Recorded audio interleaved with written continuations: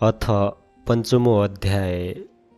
कुमारजी आज्ञा गर्नुहुन्छ, हे अगस्त्य मुनि, तिमीले सोधेको सबै प्रश्नको उत्तर दिइसके। अब के सुन्ने इच्छा छ भन, म सबै सुनाउन तयार छु। त्यति सुनि अगस्त्य मुनिले बिन्ती गरे, हे कुमारजी, त्रिपुरासुरले कसको तपस्या गर्यो, त्यसलाई श्री महादेवले कसरी भस्म पार्नुभयो, यो सुन्ने इच्छा छ। त्यो सबै आज्ञा गर्नुहोस्। मुनिको यस्तो प्रश्न सुनेर कुमारजी आज्ञा गर्नुहुन्छ, हे मुने, अघि विष्णु भगवानले हिरण्याक्ष दैत्यको वध गर्नुभयो अनि समस्त दैत्यहरू दुखी भएर खेद गर्न लागे। तब मय नामको दैत्यले मनमा विचार गर्न लाग्यो, जस्तो कामदेव नहुँदा रति भइन् त्यस्तै त्यो दानवराज मय पनि भयो। अनि बलवान तारकाक्ष र विद्युत प्रभ नामका आफ्ना मित्र समेत लिई मयले कठोर तपस्या गर्न लाग्यो। ती तीनैजना दैत्यहरू माघ पुसको जाडोमा हिमालयमा गई तपस्या गर्दथे। वैशाख जेठको घाममा पञ्चअग्नि तापी गर्मी प्रदेशमा तपस्या गर्दथे। यस्तै प्रकारले तपस्या गर्दा गर्दा 10,000 वर्ष बिताए। तिनका देहमा केवल हाडछाला मात्र बाँकी रह्यो। फेरि ती ठुलो सुखबाट पनि वञ्चित भए, तैपनि तिनीहरू सूर्य जस्तै तेजिला देखिन लागे। तिनको तपस्याले ब्रह्माजी प्रसन्न भएर ती तीनैजनाको सामुन्ने पुगी नम्र स्वरले आज्ञा भयो, हे दैत्यहरूमा श्रेष्ठ भएका वीर हो, तिमीहरूको तपस्याले म प्रसन्न भए। जे इच्छा छ सो वरदान माग।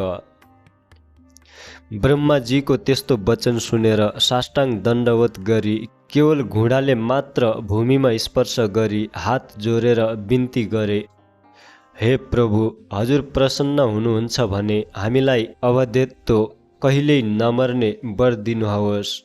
बल पराक्रम पनि ठुलो होस्।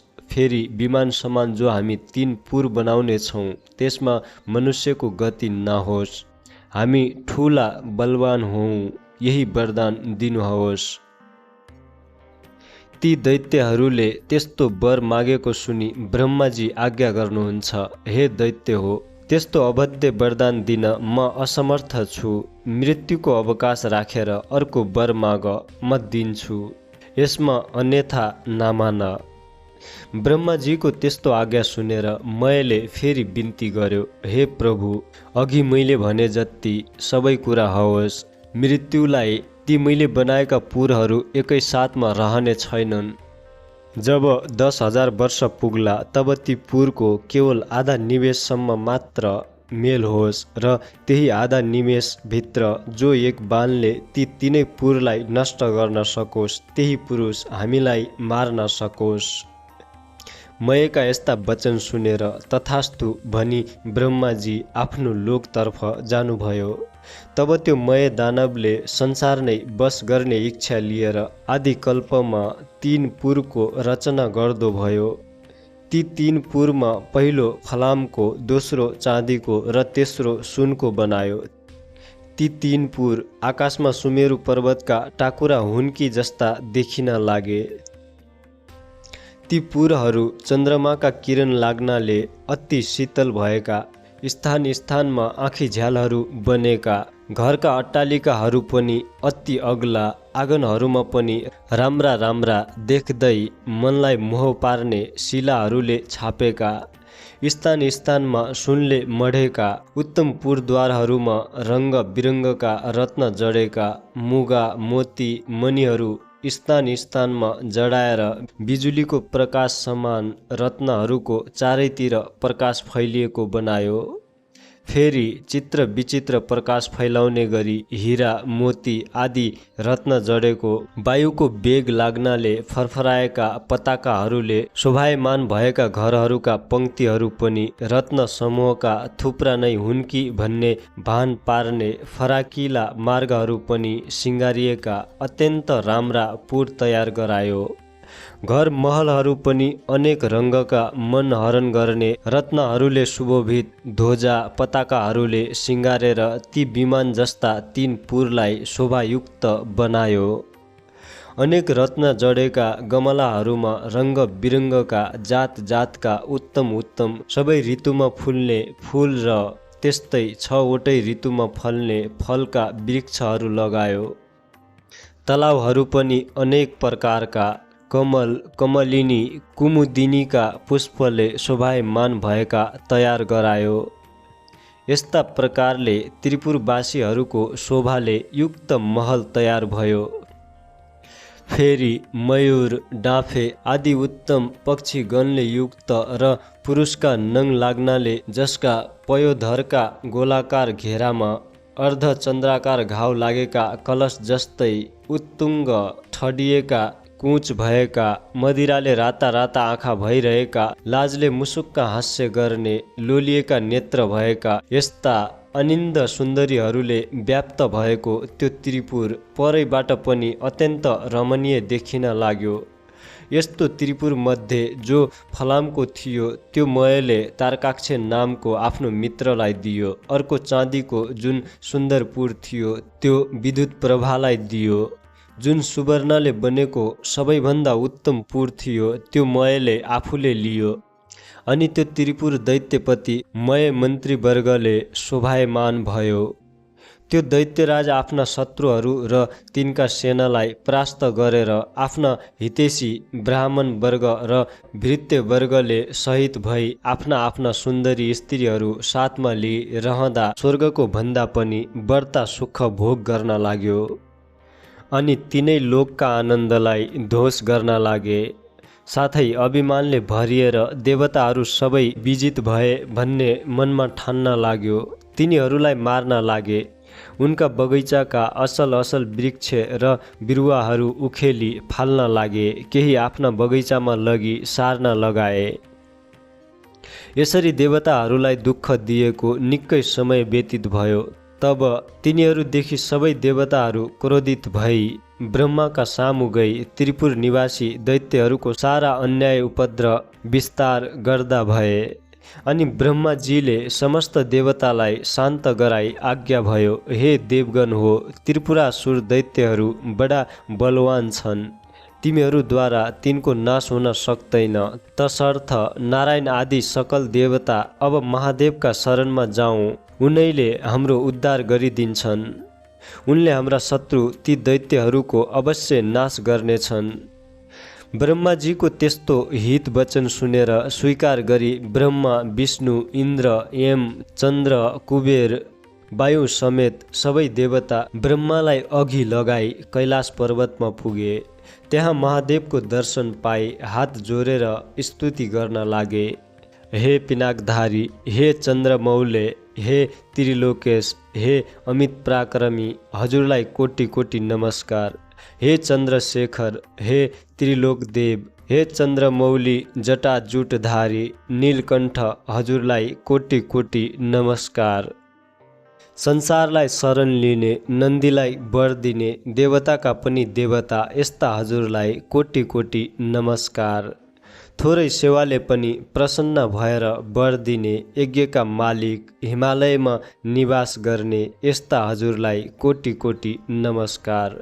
योगीहरूले सदैव ध्यान गरिने, जगतको वैभवलाई तुच्छ ठान्ने, धर्ममा दृढ रहने, दिशारूपी वस्त्र धारण गर्ने, भक्तलाई वर दिने, ब्रह्माण्डका धाता विधाता यस्ता हजुरलाई कोटि कोटि नमस्कार छ।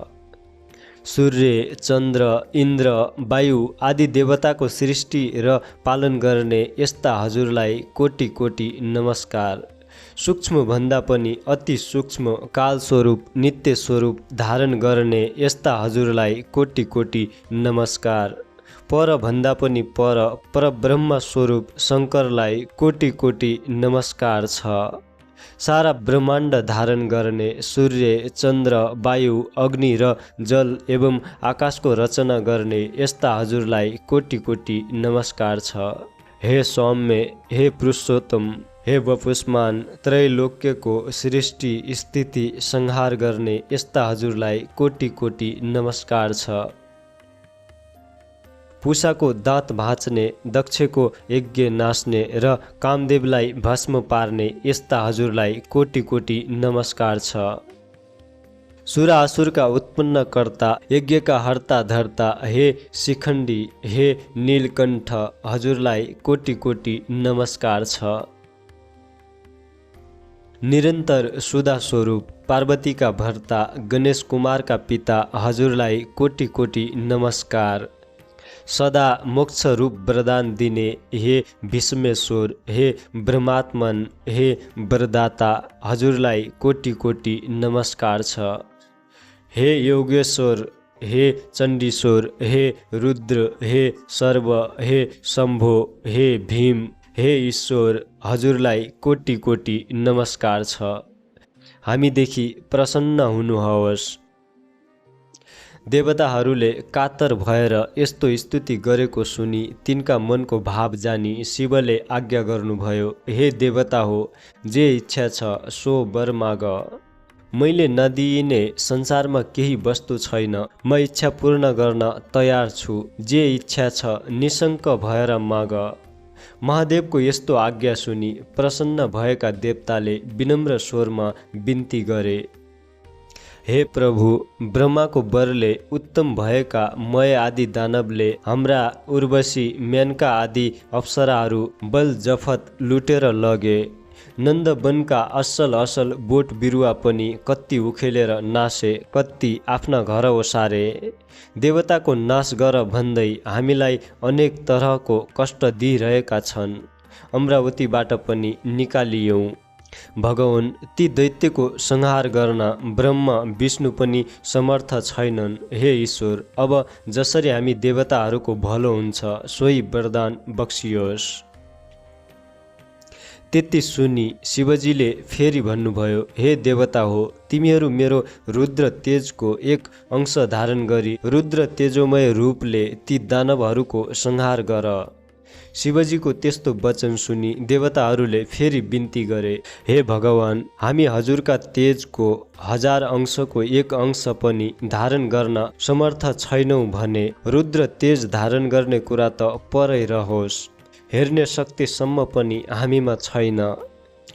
हे प्रभु, हामी उप प्रसन्न भएर त्यो अजय त्रिपुरासुरलाई स्वयं संहार गरी बक्सिनुहोस्। ब्रह्माजीको वरदान अनुसार दिव्य 10,000 वर्ष बितेपछि आधा निमेषती त्रिपुरको मिलन हुनेछ।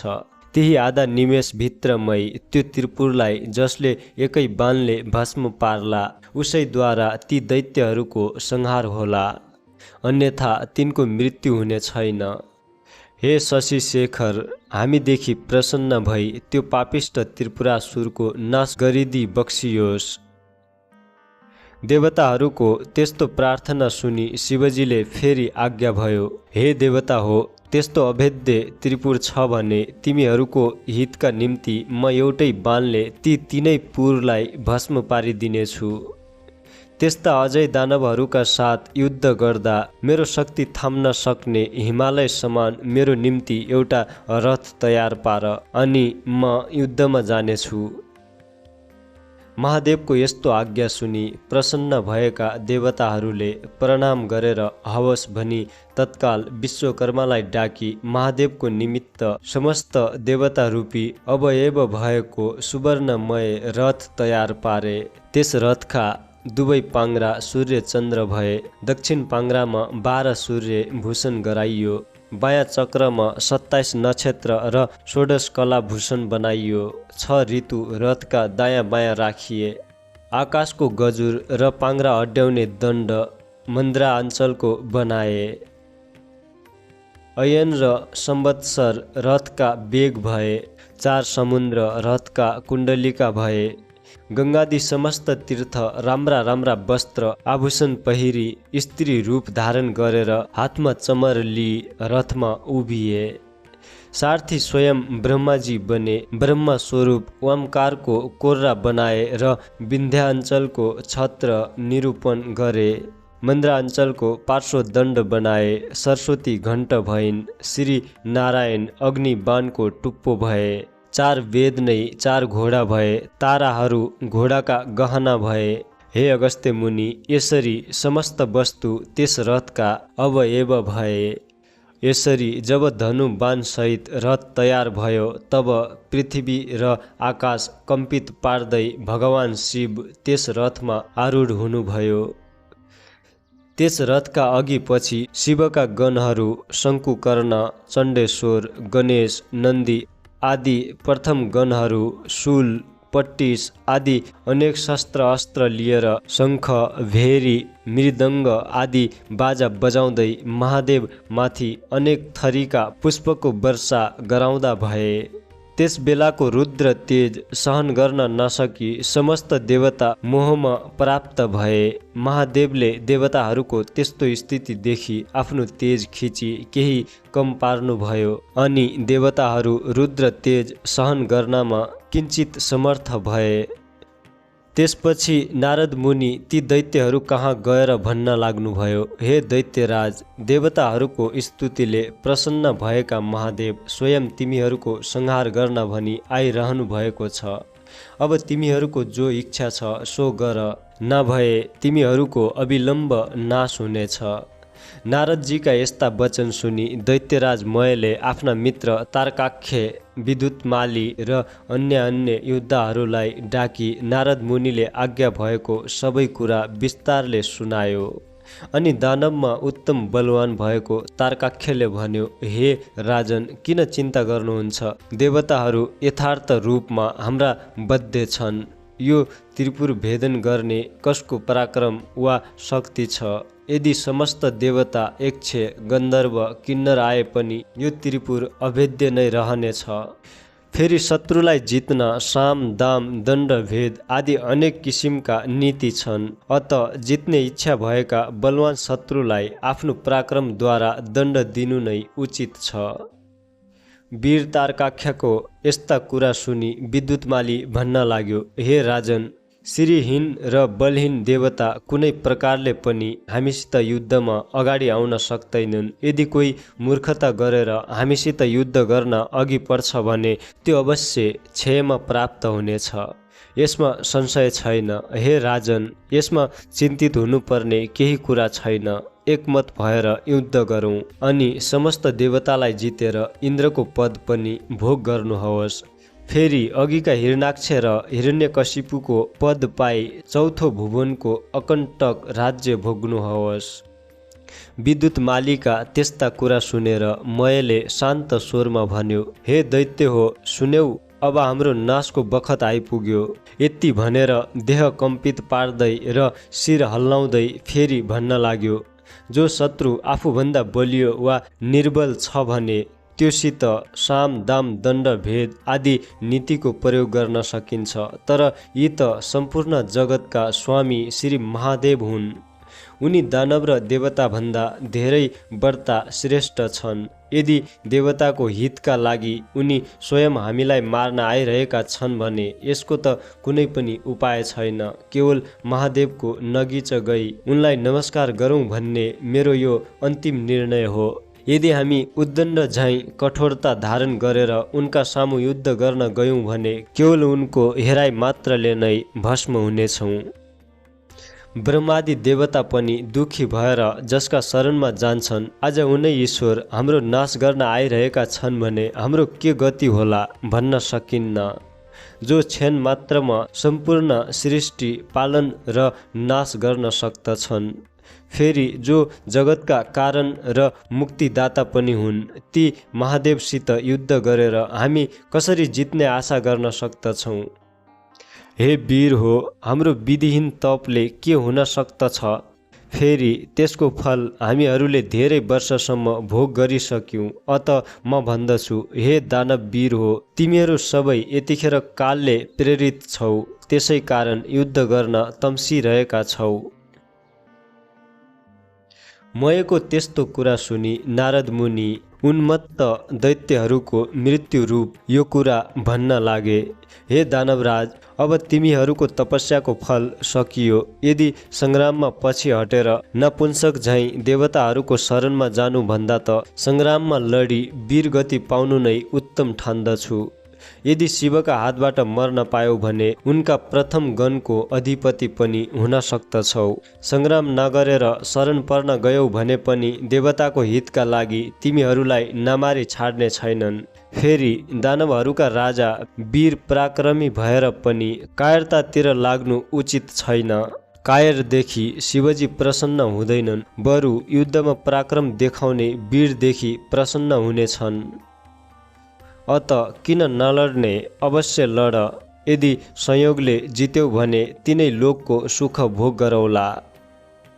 नारद मुनिका यस्ता कुरा सुनेर तारकाख्य र विद्युतमाली दानवहरू आयुष्य क्षीण भइसकेका हुनाले भन्न लागे, ठीक हो, उत्तम हो, नारदजीले आज्ञा भएको उचित हो। दानवराज मयले पनि आफ्ना सहयोगीहरूको कुरा सुनी अब समस्त दानव वंशको संहार हुने समय भयो भन्ने जानी नारदजीले आज्ञा भएको कुरो उचित हो भनी समर्थन गरे। अनि मयका वचन सुनेर नारदजी पनि प्रसन्न हुनुभयो र समस्त दैत्यहरूलाई युद्ध गर्न उद्यम पारी मयसित बिदा मागी महादेव कहाँ गएर उहाँ भएको कुरा सबै निवेदन गरे। त्यसपछि समस्त दानवहरू युद्धको इच्छा गरी अनेक तरहका शास्त्र अस्त्रले सज्जित भई लड्न तयार भए।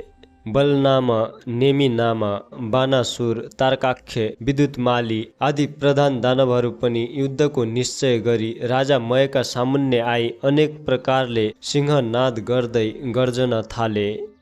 फेरि ती दानव सैन्य स्वयं दानवहरूलाई नै भयदायक देखिन लागे। परस्परमा ऊ रथ आयो, उता हेर, ऊ महादेवका रथको ध्वजा देखियो भन्न लागे। भय र शोक त्यागी नाना तरहका शास्त्र अस्त्र लिई युद्धको इच्छाले जसरी पशु पुतली आगोको नगिच जान्छ त्यसरी नै त्यो पशु गए झैँ कालले प्रेरित दैत्यगणले शिवको रथ कहिले आइपुग्छ र युद्ध गर्न पाइन्छ भनी हेरिरहेका थिए। त्यसै बखतमा पश्चिम सागरको शिरोभागमा रहेको अनेक सौन्दर्यले शोभा बढाइरहेका ध्वजा पताका आदिले सज्जित एवं शुभोभित सुमेरु पर्वत समान शिवरथ देखियो। नन्दीश्वर आदि महादेवका प्रधान गणहरू उच्च स्वरले सिंहनाद गर्न लागे। तिनको सिंहनाद सुनेर दानव गणहरू पनि नगर छाडी बाहिर निस्के। यता चण्डेश्वर पनि उज्जवल कुठार हातमा लिएर डरलाग्दो मुख पारी शिवगणका सामुन्ने आए। फेरि देदित्यमान त्रिशूल हातमा लिई शिवकै समान पराक्रम गर्ने इच्छा भएका गणका अधिपति पार्श्व भागमा आए। अर्को गणका स्वामी शङ्कुकर्ण मुसल हातमा लिएर अर्को पार्श्वमा डटे। नन्दी, भिरिङ्गी, रिटी, तुण्डी र वीरभद्र आदि प्रधान वीरहरू पनि वज्र, त्रिशूल, गदा, परिघ आदि लिएर युद्धमा अग्रसर भए। यता दानवगण पनि शिवजीको रथ आएको देखेर युद्धका निमित्त अनेक शस्त्र अस्त्र लिएर शिवगणमाथि जाइलागे अनि दुवैतर्फबाट युद्ध सुरु भयो। शिवजी पनि त्रिपुरलाई भस्म हुन लागे झैँ देखेर प्रसन्न मुद्राले सङ्ग्राममा तत्पर हुनुभयो। नन्दी चाहिँ महाबली दानवसित जुझे। भिरिङ्गीले 10 बाणद्वारा विद्युत प्रभलाई भेदन गरे, तर राता राता नेत्र पारेर अनेक शिलाले ठोक्दा पनि उसलाई केही हानि गर्न सकेनन्। तब भिरिङ्गी र रिटीले त्यस दैत्यका पृष्ठ देशमा प्रहार गरे अनि उसले पनि सर्पझैँ निश्वास फेर्दै ठुलो शूलले भिरिङ्गी र रिटीलाई मर्ममा प्रहार गर्यो। त्यसको पीडा खप्न नसकी भिरिङ्गी र रिटी सङ्ग्रामबाट भागे। त्यस दानव राजले जब तिनीहरूलाई त्यसरी भगाएथ्यो तब गणनायक गणेशलाई पनि 1000 सरको प्रहारले घायल तुल्यायो। फेरि 63 र 10 बाण थपेर गणेशको सर्वाङ्गमा घाउ गरायो।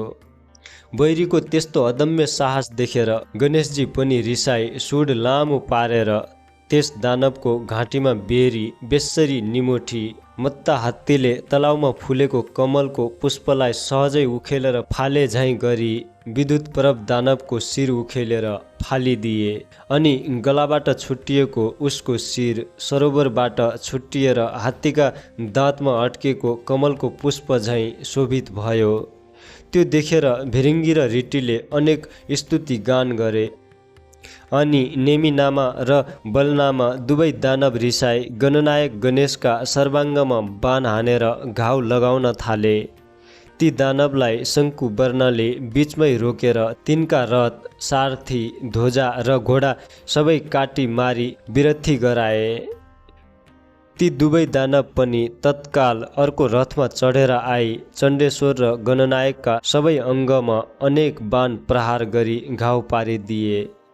गणनायक र चण्डेश्वरले पनि दानवका प्रहार खपेर रिसले राता राता आँखा पारी हातमा मुसल लिई बेगले हाने।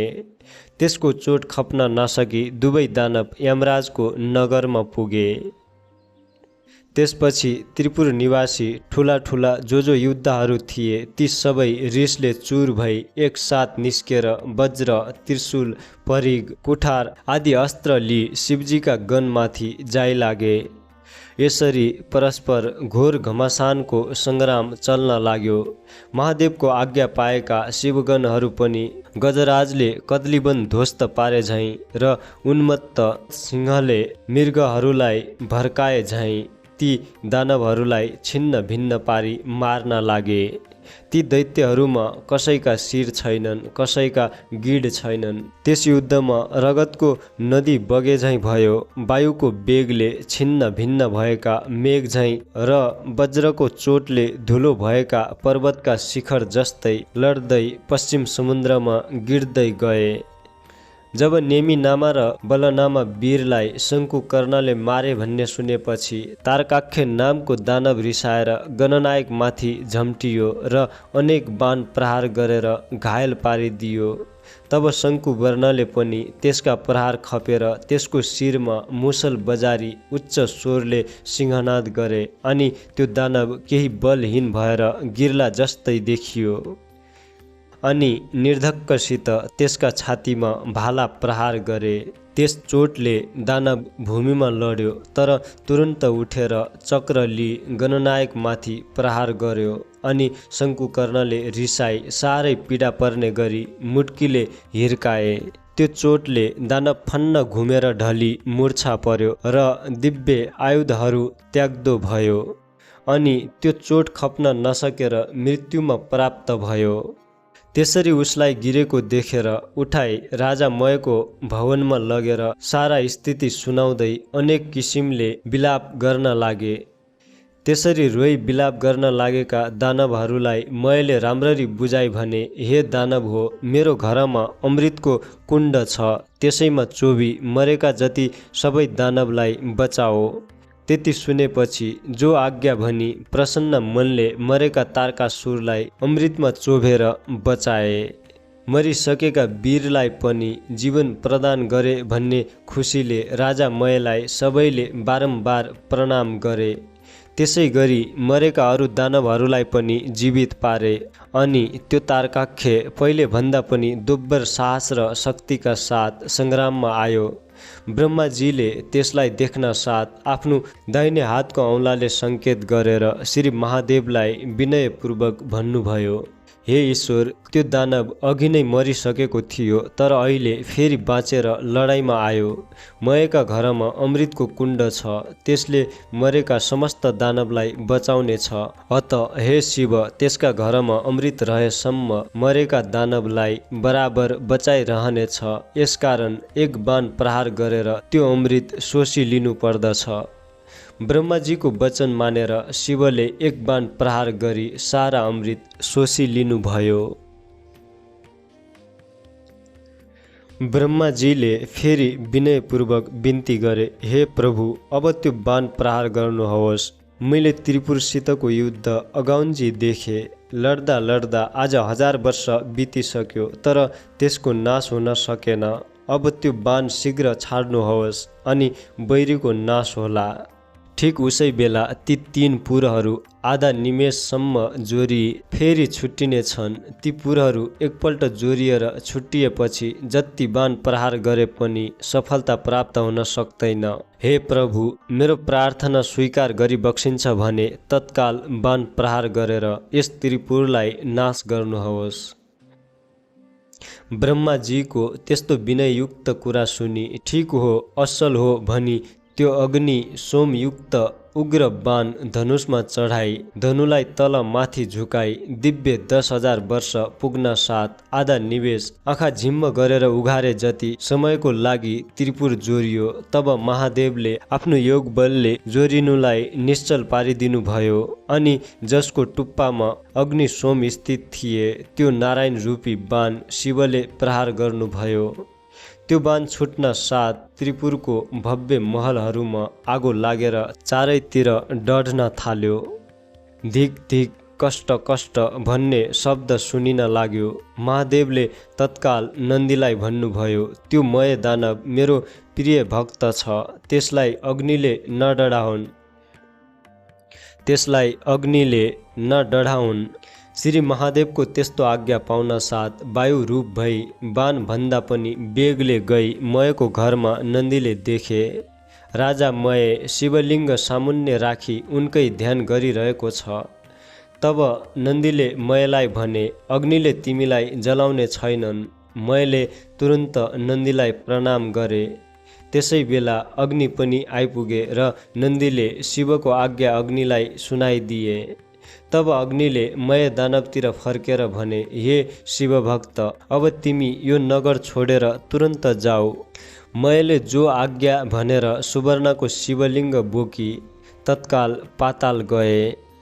यता नन्दीले फर्केर गई सम्पूर्ण कुरा शिवजीलाई बिन्ती चढाए। अब त्रिपुर भस्म हुन लाग्यो। त्यसका वेदी महल उद्यानहरू धमाधम भत्किएर नासिन थाले। अनेक दानव र तिनका परिवारहरू कराएको मात्र सुनिन लाग्यो। वस्त्र खुस्केका अनेक सुन्दरी स्त्रीहरू घरबाट बाहिर निस्की रोई कराएको चर्को स्वर सुनिन लाग्यो।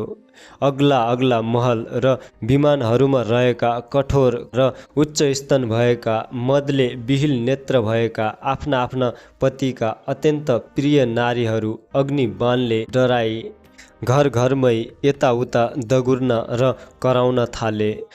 जस्तै पर्वतमा भूमिकम्प हुँदा त्यहाँका किन्नरहरू भयले व्याकुल हुन्छन्, त्यस्तै आफ्ना पतिलाई भयले आकुल भई अङ्कमाल गर्न थाले। कोही डराई भाग्न लागे। कतिपय दानवगण आफ्ना स्त्रीहरूलाई बोकेर नगर छाडी बेगले भाग्न लागे। शिवको भक्तिले हीन र वस्त्राभूषणले पनि हीन देख्दैमा डर लाग्दा काला न काला दानवहरू डढेर सागरमा खस्न लागे। जति दानवहरू समुद्रमा खसेथे ती सबैलाई जलका अनेक जन्तुले खान थाले। कति दानवहरू त आफ्ना पति वा पत्नीको अवस्था देखेर खप्न नसकी आगोमा डढेर मरे। रतिका अन्तमा खेदित भएका तर तुरन्त कामले पीडित भई प्रियाका साथ जाउँ भन्ने इच्छा भएका ती कति दैत्यहरू भार्यासहित अग्निमा डढेर मरे। कोही समुद्रमा हाम फाली जल जन्तुको भोजन भए। कोही आधा डढेर कोही भाग्दा लडेर स्वाहा भए। यस प्रकार त्यो अमोघ अग्नि सोमयुक्त बाणले त्रिपुर भस्म पारी शेष नगर समुद्रमा डुबाई फेरि भगवान शिवको हातमा आइपुग्यो। त्यस्ता प्रकारले अवेद्य त्रिपुर भस्म भएपछि देवताहरू आफ्ना अधिकार पाई शिवजीलाई प्रणाम गरेर स्तुति गर्न लागे। हे रुद्र, आज हजुरद्वारा जुन रौद्र कर्म हुन गयो त्यो अन्य कसैबाट पनि न कहिल्यै भएको थियो न फेरि हुनेछ। हे शङ्कर, यो कामले हामी समस्त देवताहरूको कष्ट निवारण गरिदिनु भयो, अत हजुरलाई कोटि कोटि नमस्कार छ। यस्तो देवगणले स्तुति गरेको सुनि महादेव प्रसन्न भएर आज्ञा भयो, हे देवता हो, आफ्ना प्रिय भक्तजनलाई सदैव पुत्र जस्तै स्नेहपूर्वक पालन गर्नुपर्दछ।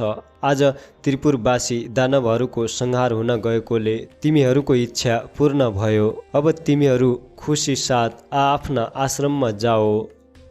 श्री महादेवले यस्तो आज्ञा भएको सुनि महादेवलाई दण्डवत प्रणाम गरी देवताहरू आफ्ना लोकमा जाँदा भए। देवताहरू गएपछि नन्दी, भिरिङ्गी, भूत, प्रेत, पिशाच, डाकिनी, साकिनी सहित भएर शिवजी कैलाशपुरी पाल्नुभयो।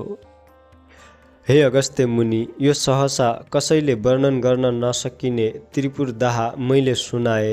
जो शिवभक्त खुसी साथ यो कथा सुन्ला वा सुनाउला त्यो समस्त पापबाट मुक्त भएर मरेपछि शिवको पार्षद भएर सधैँ कैलाशमै बस्न पाउनेछ।